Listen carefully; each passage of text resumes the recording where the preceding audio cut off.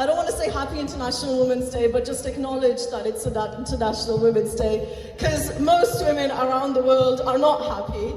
I wanted to really quickly share something personal first, and that is I was reflecting that within my family, I am the first from both sides and for generations that has the ability to be able to speak publicly and express my opinions safely. And I'll never take for granted what a huge privilege this has been for me when I have seen my mother, my grandmother, my aunties not be able to have the ability to be able to express their opinions safely in public and have a public voice.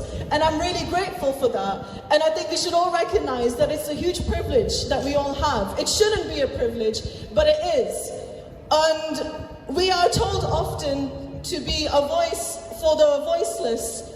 And I take issue with that phrase because women are not voiceless or languageless. They do have a voice or they do have a language and they do use it. It's that they're either ignored, spoken over, or violently shut down. And part of the Zionist propaganda machine of shutting down voices and shutting down opinions and shutting down the truth is that they overwhelm the media with so many atrocities that before we can even begin to process one atrocity, the next one happens, and we're forced to move on from that so we can react to this new horrific thing that has happened.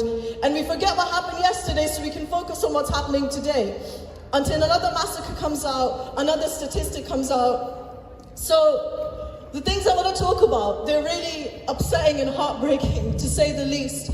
But it is still important to talk about it and mourn it together, because for a whole year we've been seeing this on our screens and barely able to process it. We suppress it inside ourselves and we all carry this immense grief inside of us that will never really go away, because yes, there was a so-called ceasefire and inshallah there will be full liberation, but the damage that has already been done is never going to be undone and will never be the same.